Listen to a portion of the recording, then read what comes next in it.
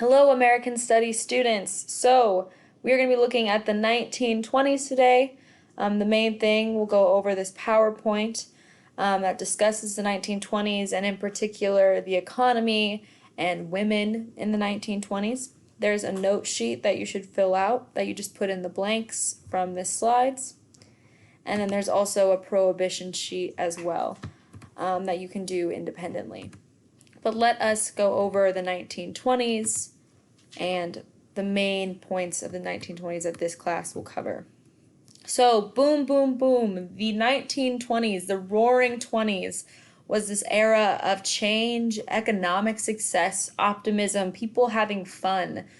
Think of the Gilded Age. You didn't see a lot of fun being had. People were either working or trying to find a way to live unless they were the extremely wealthy. So the average person really didn't have time for fun outside of just getting a meal on their plate. During the 1920s, this starts to shift a little bit.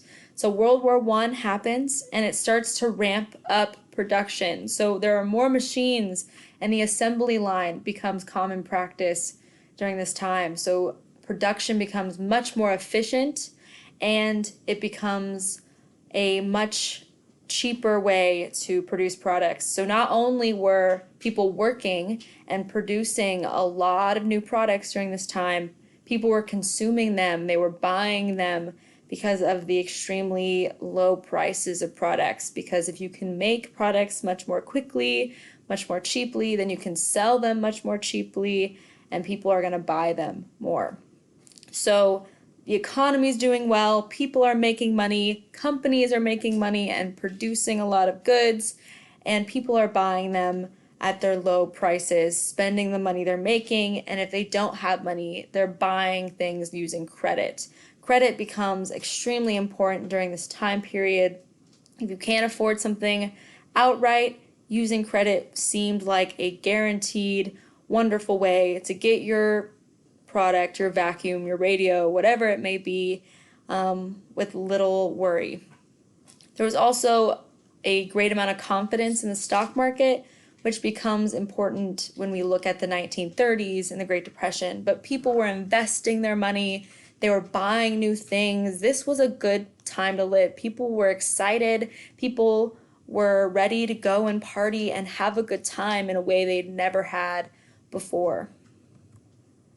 So you have people consuming a lot of goods. America dominated the world in exports, so that means we sold more things than anywhere else.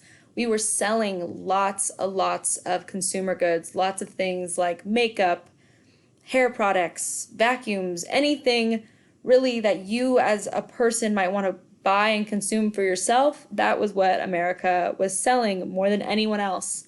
So another example are washing machines, vacuums, refrigerators, and of course radios.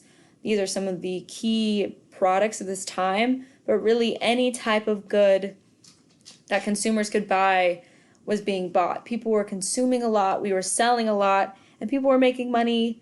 And these things like washing machines, vacuum, refrigerators also freed up time for people too, right? You don't have to worry as much about washing your clothes and cleaning the house and keeping your food cold with these products. So a lot of these products made life a lot more convenient, allowing people to spend more time on leisure. Free time became something new for a lot of people. Women also had sales jobs at this time, so they're starting to shift to, instead of factory work or textiles, they're starting to shift to sales, because when you have a lot of things that are being sold, you need people to sell them. So a lot of women took on these jobs and became financially independent, which is an important part of what we'll be talking about in just a little bit. You also have cheap credit, so you could use credit, put $2 down and pay something off pretty cheaply with not a lot of interest, and a lot of people are employed, which the more money you make, the more you're willing to spend, right? If you make $500 a week versus $1,000 a week, you're going to spend a lot more money making $1,000 a week than you are $500. You're going to be much more comfortable spending your money, maybe going out to dinner if you have $1,000 per week versus if you have $500. So when people are employed, they're making more money, they're more willing to buy things as well. Not everyone thought that this increase in consumption was a good thing. So here is a critic, a journalist talking about consumption. In this picture you can see $2 down, $3 a month for this vacuum. So this idea of putting money down and buying things on credit. So if you don't even have the money now, potentially you can buy it and then worry about paying it off later. But here is what one of the journalists that criticized this new consumer culture that still exists in America today had to say about this. So this is our proudest boast. The American citizen has more comforts and convenience than kings had 200 years ago. Consumerism is the science of compelling men to use more and more things. Consumerism is bringing it about that the American citizen first importance to his country is no longer that of citizen, but that of consumer.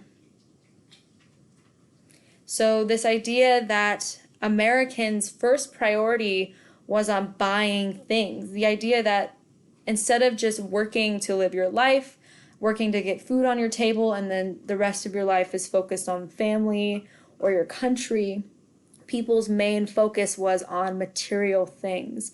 And he was criticizing that culture that was developing, that again still exists in America more than it does anywhere else in the world. We're still known as a country that consumes more than most. So this criticism of there are other things in the world, we are living some of the highest standard of living that's ever existed, but people still just have this urge to constantly buy and buy more instead of focusing on maybe their country or improving the world around them. They're worried on spending money on products.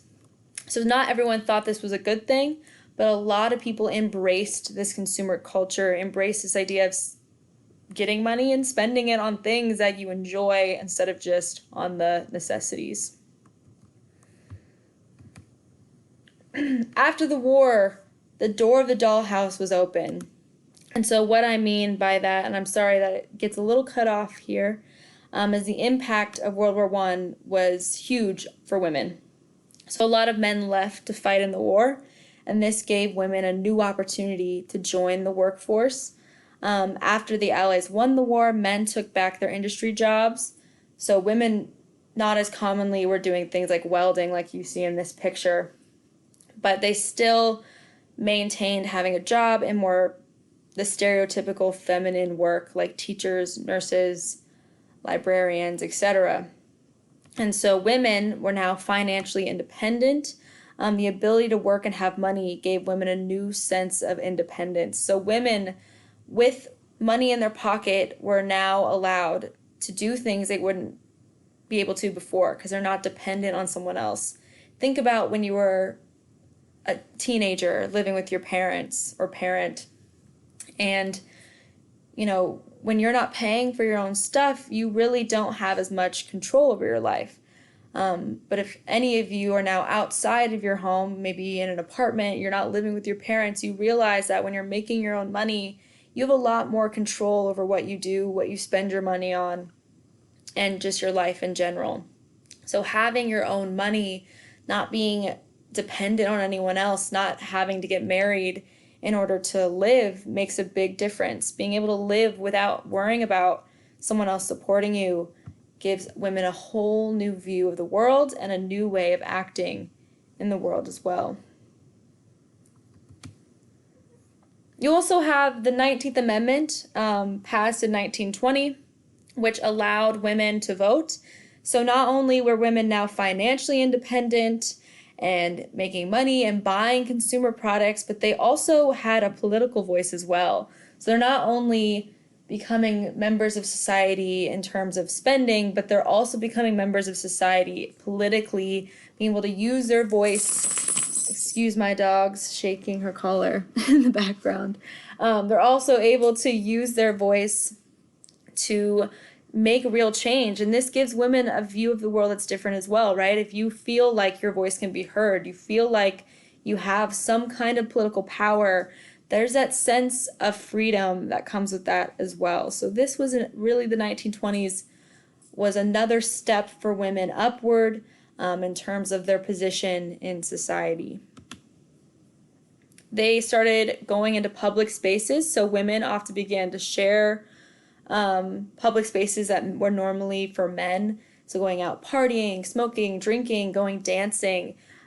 These outfits just 10 years earlier would be completely outrageous. The fact that they're showing their legs and dancing these really vibrant movements and going out and enjoying themselves in public was not very ladylike, and it's a brand new type of woman that was developing during the 1920s. You also have the rise of birth control. So the progressive era that we talked about, and those suffragettes, the women fighting for the right to vote, they were not the feminists that we think of today. Feminism during the progressive era was about women's political voice, their role in society, and them being able to control a lot of decisions being made, but it wasn't really about body autonomy like you might think of feminists today. So during the 1920s, this is really where we start to see that argument being made rather than in the progressive era. So the rise in birth control and that conversation starts to begin. And during this time period, you also have American Birth Control League, created in 1921, which is the precursor of Planned Parenthood, which exists today. Here's a poem. I'm going to skip it for this presentation, but it's about, feel free to pause this and read it on your own. It's about a woman having multiple lovers, and again, the fact that poetry was being written about having this freedom to not have to just get married and live your life based on that dependent person. You're not just dependent to a husband, but you're having multiple lovers, dating around. You're not worried about getting married because you're financially independent. That is a completely revolutionary idea during this time period. This poem, I'm sure, created lots of waves, and a lot of people would thought it was completely ridiculous to write about a woman writing about having multiple lovers. That is outrageous for a lot of people during this time period, but it shows the progress that is being made and how women are trying to change their role in society, especially becoming more free and independent and embracing a lot more pleasure in life.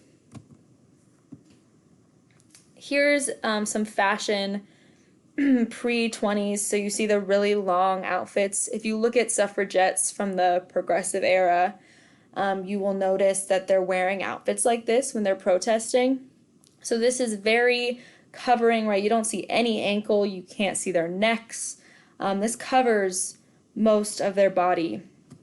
And then if you look at Coco Chanel and some of the fashion icons of this time, you have this old image replaced with pumps, bobbed hair, so really short hairstyle and short skirts as well.